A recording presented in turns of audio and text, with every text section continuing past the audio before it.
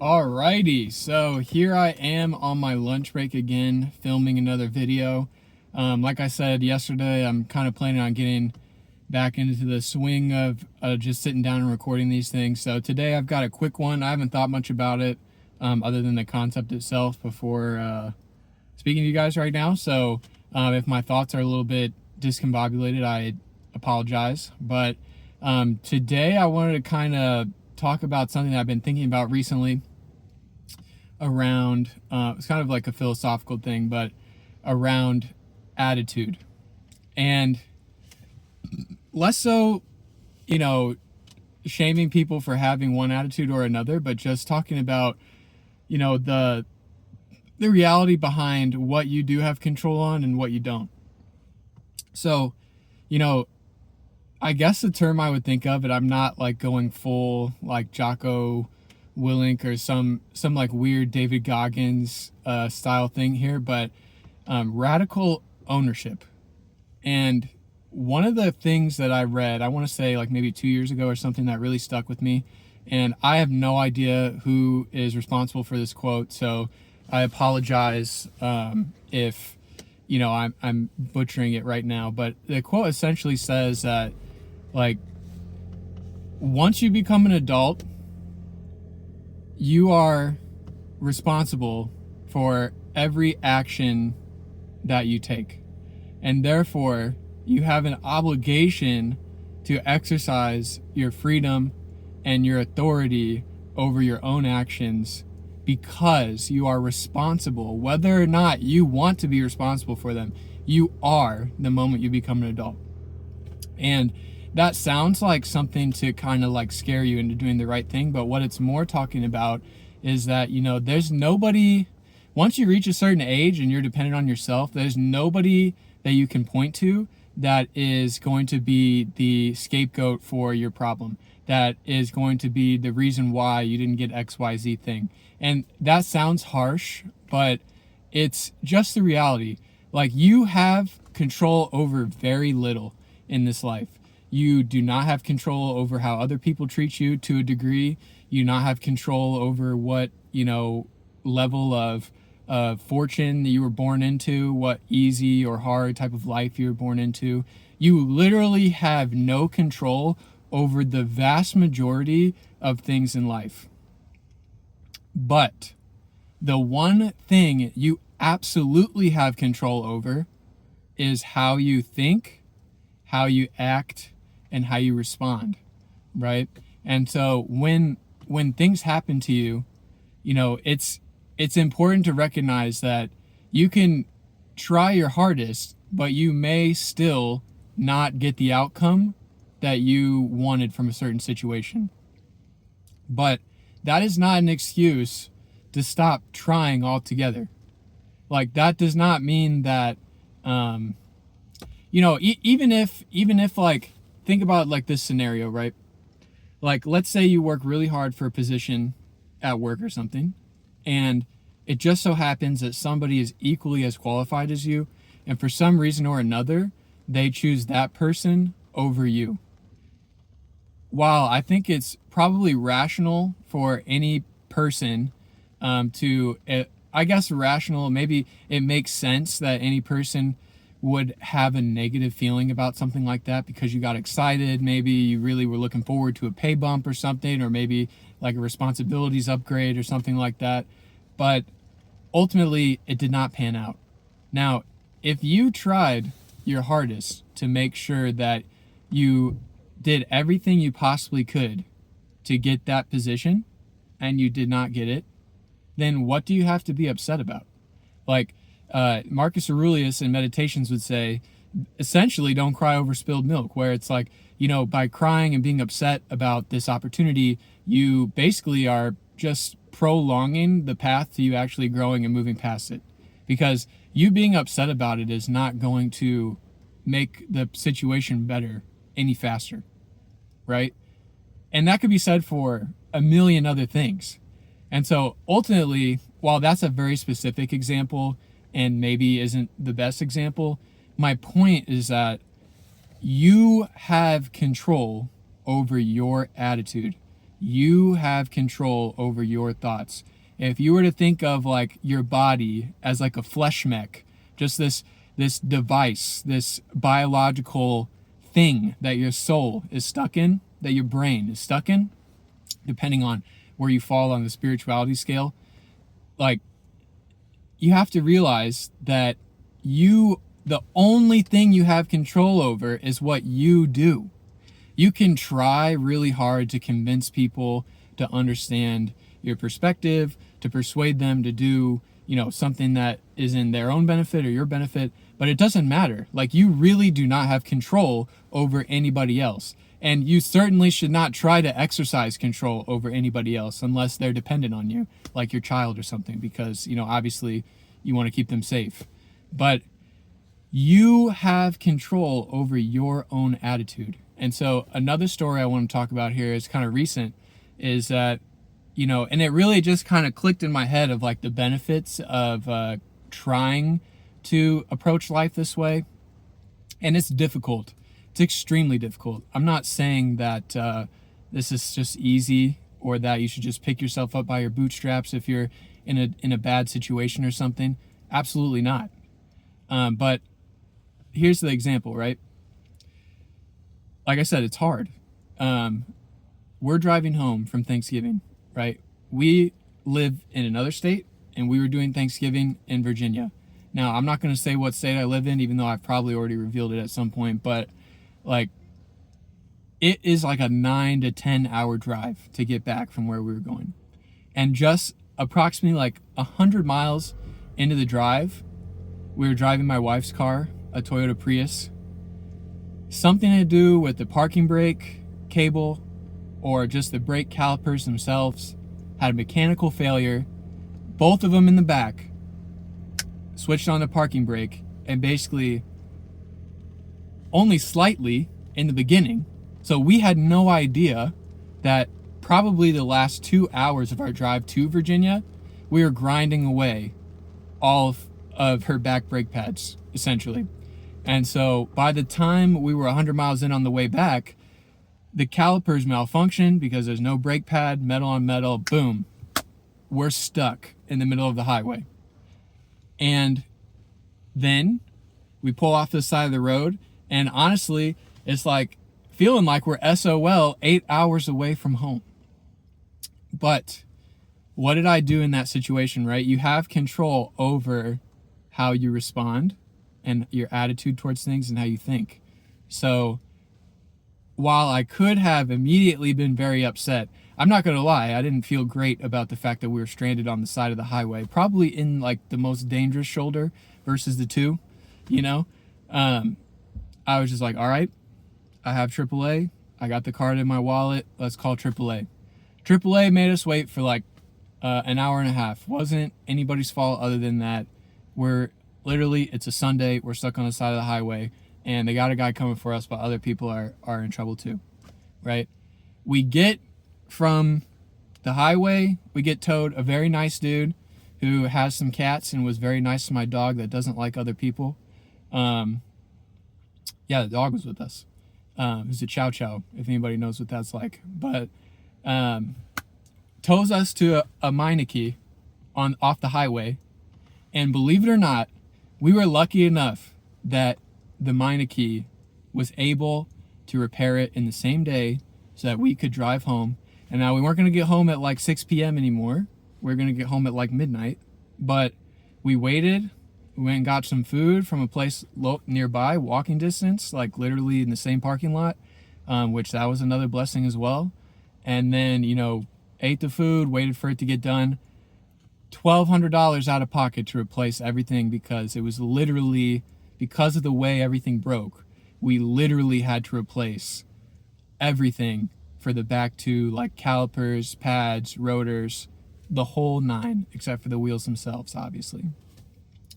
And I could have looked at that situation, because let me tell you guys, like that $1,200, I really wanted to keep that $1,200. That $1,200 was literally my Dave Ramsey ass emergency fund. Thank God we had it, But like, I really needed to not spend that money. As well as the fact that it's just annoying to be stuck 6 hours at some place in the middle of nowhere getting your car fixed when you didn't expect that to be a thing.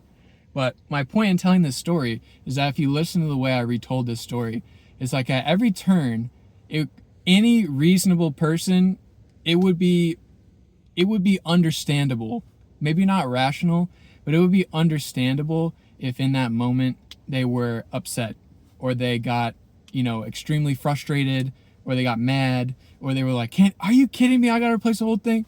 Like the whole nine. But ultimately, I know it already happened to me.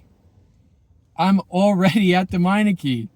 I can't do anything about it and we have to go home. You know what I'm saying? And so honestly, because I've been practicing this like positivity, but really just trying to remain rational and moving with, specificity and intent in my head, my attitude towards this whole situation was, okay, this happened. What do we need to do to fix it? Okay, let's get the tow. Okay, now we're at the place. Let's get it fixed. Oh, great. They can fix it all today. That's honestly extremely lucky because it's Sunday. It's like 1 p.m. and we're in the middle of Virginia. Like, many other people have this exact same circumstance and have to get a hotel room. You know what I mean? And so I just felt so lucky, even though I had to pay so much money out of pocket. It's like, I just felt so lucky that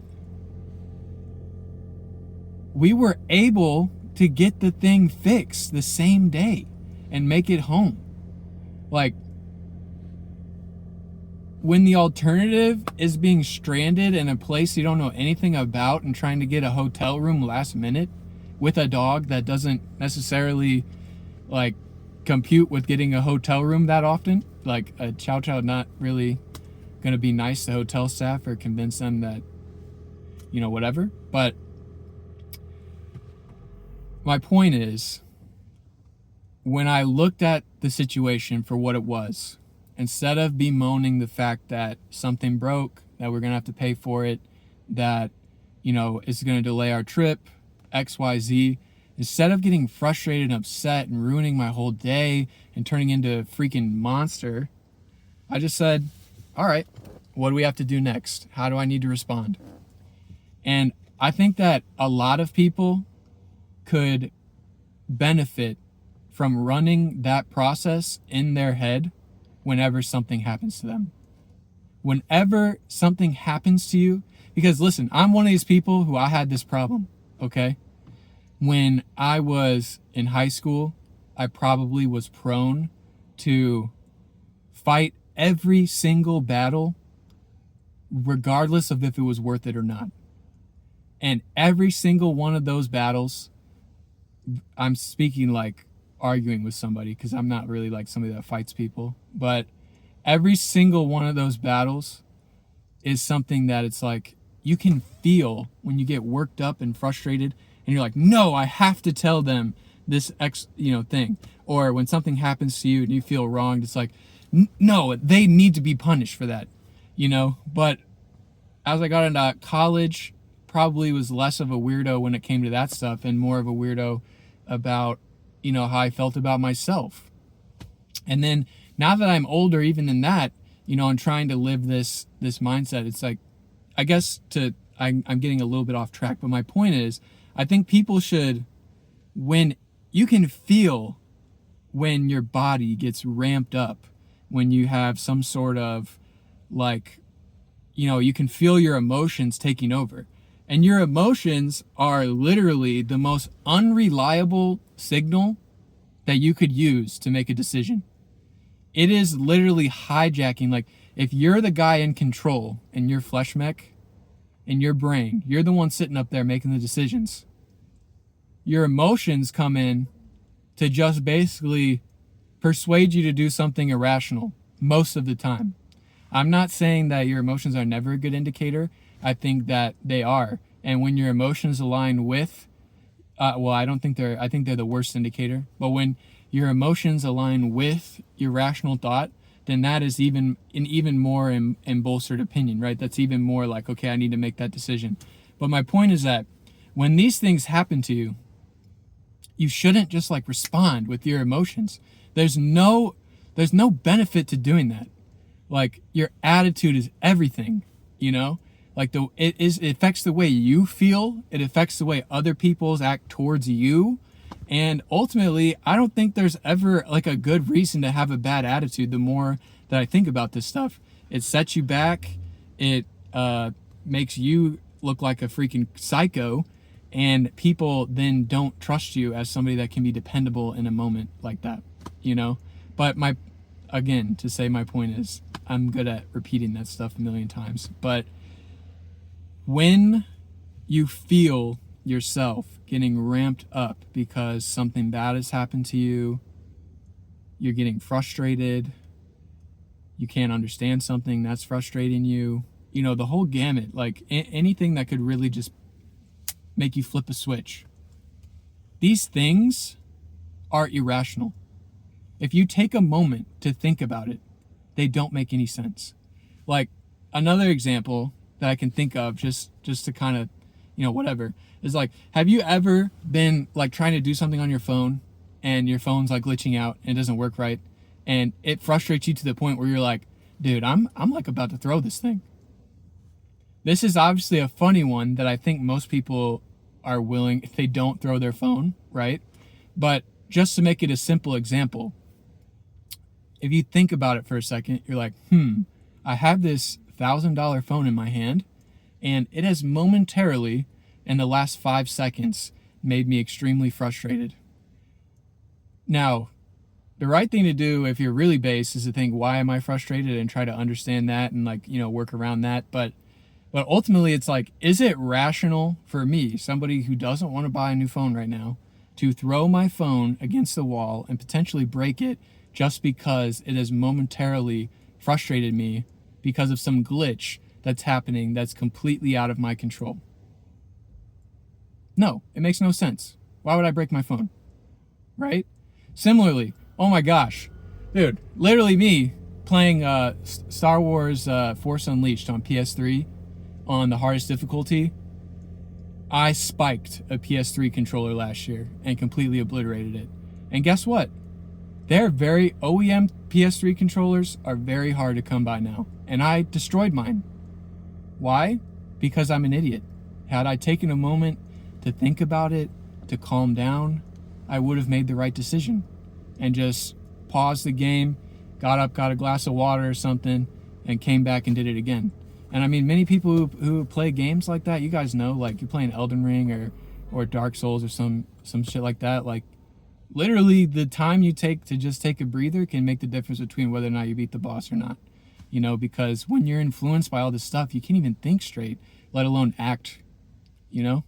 So I guess my point with you guys today is that, you know, please take control of your attitude, and you will see the benefits in your own life, just literally around how you feel, because ultimately you do have no control over 99% of the stuff that's going to happen to you, but you do have entire control over how you react, and that will ultimately make the difference. So if you guys want something like a little bit more profound, as far as this goes, I don't have it in front of me, so I'm not going to try to recite it, but the poem Invictus, you know, the one that's like, I'm the captain of my own soul, it's very, very powerful. And if you want to look into it, I would say look into that today, and that can help you out too. And let this be another reminder that Gravemind, the YouTube channel, exists. Shout out to Gravemind. You know, if you need some of this kind of content download, that's the place I would go. But anyways, that's my little lunchtime rant for you guys today. Maybe I'll have one tomorrow, I don't know. But have a great rest of your day, and I will catch you guys in the next one.